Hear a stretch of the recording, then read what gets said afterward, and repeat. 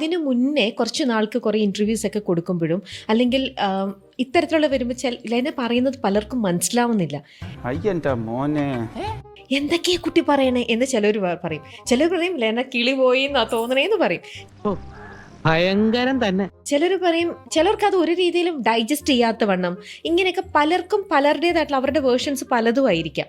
ഇത്തരത്തിലുള്ള കമന്റ്സ് തീർച്ചയായിട്ടും ലെനയും കേട്ടിട്ടുണ്ടാവും അല്ലേ? ആണോ? അയ്യടാ പാവം. ഇതൊക്കെ കേട്ടത് എവിടെയാ ഒന്ന് പറയൂ. സോഷ്യൽ മീഡിയ ആരൊക്കെയാണ് സോഷ്യൽ മീഡിയയിൽ യൂസ്വലി പോസ്റ്റ് ചെയ്യുന്നത്? Scientist, authors, doctors, lawyers, famous artist, professors, അവരൊക്കെയാണോ? കേട്ടത് വേറൊരു സ്ട്രാറ്റ. സോഷ്യൽ മീഡിയയിൽ ഇരുന്ന് എല്ലാത്തിനും കമന്റ് ഇടുന്ന ഒരു സ്ട്രാറ്റ ഓഫ് ആൾക്കാരുടെ ഫീഡ്ബാക്ക് മാത്രമാണ് നിങ്ങൾ അറിഞ്ഞത്.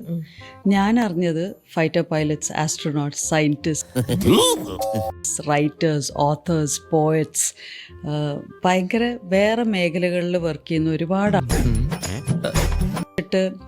ഇൻ്റർവ്യൂസ് കണ്ടിട്ട് അവരുടെ ലൈഫ് മാറി എന്ന് പറഞ്ഞിട്ട് thank you so much, it brought so much clarity to my life. എനിക്ക്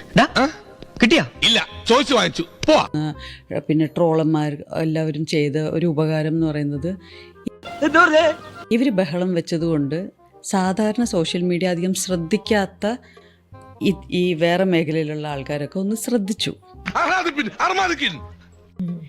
അവർ അവയർനെസ് ക്രിയേറ്റ് ചെയ്തു. ഇവരിവിടെ വെച്ച ബഹളം കാരണം ഒരുപാട് അവയർനെസ് ഉണ്ട്.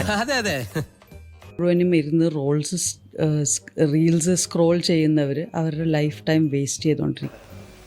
100% ഞാൻ യോജിക്കുന്നു. അവർ കമ്പയർ ചെയ്തുകൊണ്ടിരിക്കുന്നു അവരുടെ ലൈഫ്. ഇവരവിടെ പോയി, ഇവിടെ പോയി, ട്രാവൽ ചെയ്തു, എനിക്ക് അവിടെ പോകണം. അല്ലാതെ സോഷ്യൽ മീഡിയ ഇങ്ങോട്ട് ഇട്ടുകൊണ്ടിരിക്കുന്ന എല്ലാം കൺസ്യൂം ചെയ്യാൻ നിന്നാൽ നമ്മൾ ആക്ച്വലി അതിന്റെ വിക്ടിമാവുകയാണ് ചെയ്യുന്നത്. ലെന പറയണത് ശ്രദ്ധിച്ച് കേട്ട് കഴിഞ്ഞാൽ എല്ലാവർക്കും മനസ്സിലാവും അതിന്റെ ഒരു ഇറ്റ്സ് എ ഫാക്ട് അല്ലേ? ആൾക്കാർ വെറുതെ സോഷ്യൽ മീഡിയ സ്ക്രോൾ ചെയ്യാൻ അവർ 2-3 മണിക്കൂർ പോകുന്നത് അവരറിയുന്നില്ല. വലിയ ആൾക്കാരല്ലേ കേട്ടോ, മാമിനോടൊന്നും തോന്നല്ലേ.